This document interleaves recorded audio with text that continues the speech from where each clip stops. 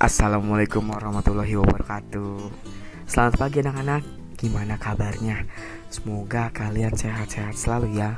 Untuk hari ini Bapak akan menjelaskan materi tentang kerajaan Islam dan penggolongan pahlawan. Materi hari ini adalah tentang kerajaan Islam dan penggolongan pahlawan. Langsung saja kita bahas. Sekarang coba kalian buka buku paket E kalian halaman 55 sampai 57. Agama Islam masuk ke Indonesia pada awalnya melalui kegiatan perdagangan. Para pedagang itu berasal dari Arab, Persia, Gujarat, dan Mesir. Cara penyiaran agama Islam melalui perdagangan, perkawinan, kunjungan guru agama ke desa-desa, dan mendirikan lembaga pendidikan seperti pesantren. Masuknya Islam melahirkan kerajaan Islam atau biasa disebut dengan kesultanan. Berikut beberapa kesultanan yang ada di Nusantara.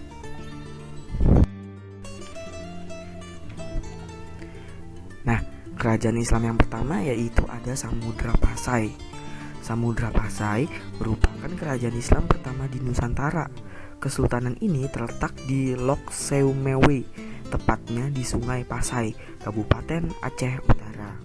Kesultanan Samudra Pasai ini didirikan oleh Marasilu yang bergelar Sultan Malik As-Saleh sekitar tahun 1267. Tokoh sejarah yang terkenal pada masa Kesultanan Samudra Pasai adalah Sultan Malik At-Thohir II. Sultan Malik At-Thohir II memerintah pada tahun 1326 sampai 1348 Masehi. Pada masa pemerintahannya, Samudra Pasai mencapai puncak kejayaannya.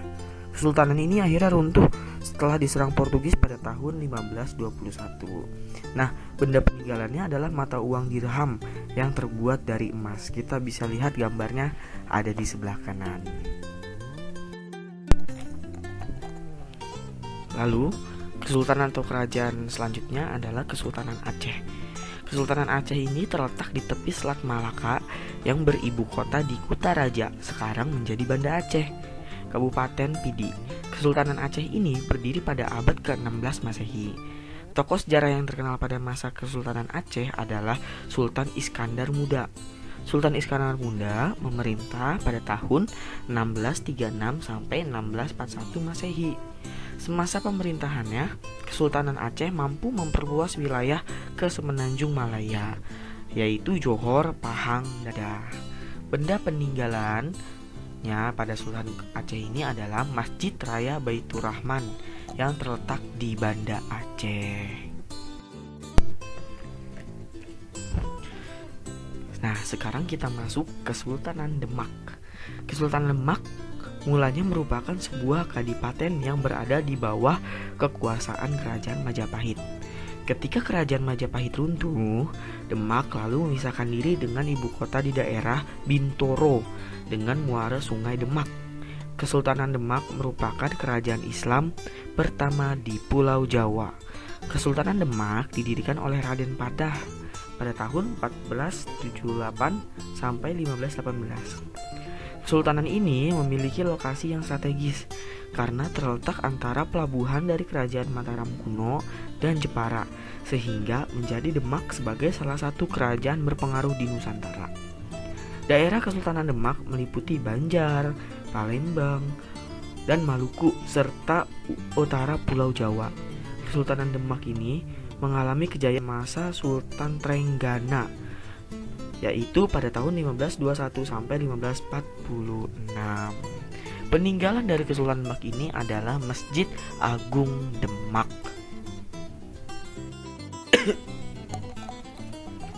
Sekarang kita memasuki Kesultanan Banten. Kesultanan Banten terletak di Provinsi Banten yang berada di ujung pulau barat Jawa. Nah, Sultan Ageng Tirtayasa merupakan sultan atau raja Banten yang memerintah pada tahun 1651 sampai 1683 Masehi. Pada masa pemerintahannya Banten semakin maju.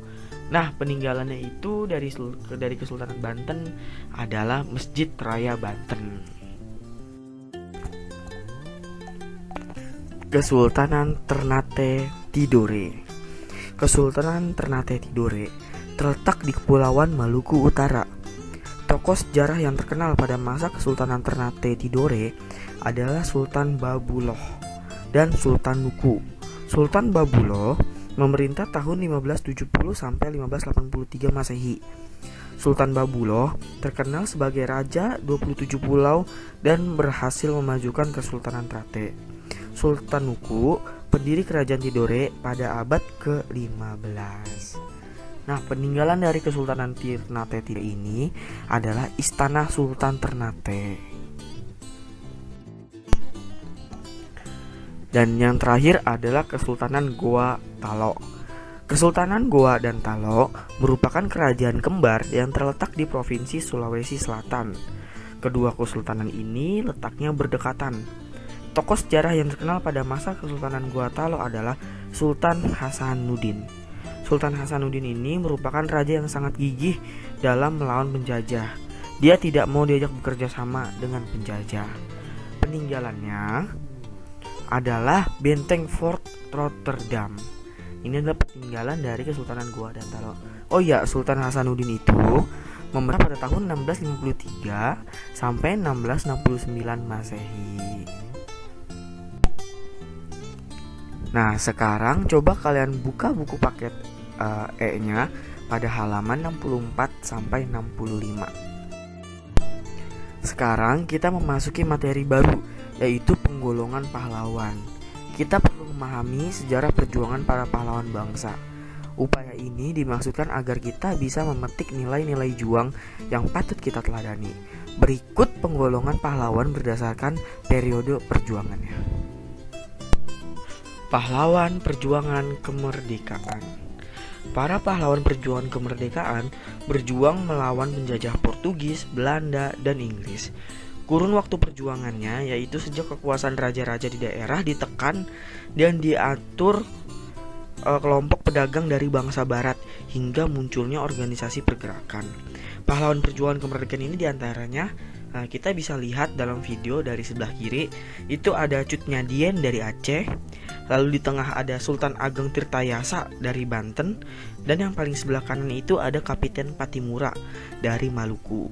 Pada masa perjuangan kemerdekaan, perlawanan terhadap penjajah dilakukan di daerah masing-masing yang bersifat kedaerahan. Lalu selanjutnya ada pahlawan pergerakan nasional.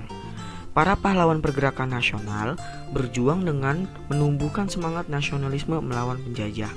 Pergerakan nasional muncul setelah berdirinya organisasi Budi Utomo pada tanggal 20 Mei 1908. Munculnya organisasi Budi Utomo mampu mempengaruhi sifat perjuangan bangsa Indonesia dari kedaerahan menjadi berwawasan nasional.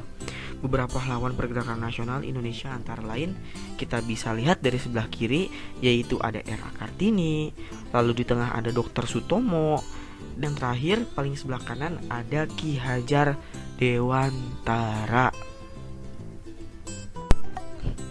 Selanjutnya ada pahlawan kemerdekaan nasional. Pahlawan kemerdekaan nasional muncul seiring dengan hadirnya peristiwa proklamasi kemerdekaan di tahun 1945. Perjuangan yang dilakukan sesuai dengan bidangnya yang digelutinya. Pahlawan kemerdekaan nasional ini contohnya dari sebelah kiri ada Dr. Muwardi, lalu di tengahnya ada Dr. Saharjo, dan di sebelah kanan ada Robert Walter Monginsidi. Dan yang terakhir ada pahlawan proklamasi kemerdekaan. Pahlawan proklamasi kemerdekaan berjuang untuk memproklamasikan kemerdekaan Indonesia. Berkat kegigihan dan dukungan perjuangan lain, Indonesia berhasil memproklamasikan kemerdekaan pada 17 Agustus 1945. Proklamasi kemerdekaan dikumandangkan oleh Insinyur Soekarno dan Dr. Andes Muhammad Hatta. Kedua pahlawan proklamator tersebut kemudian diangkat menjadi presiden dan wakil presiden Republik Indonesia yang pertama. Sebelah kiri, di foto sebelah kiri itu ada I.M. Soekarno atau Insinyur Soekarno, dan di sebelah kanan ada DRS Mohatta atau Dr. Andes Muhammad Hatta.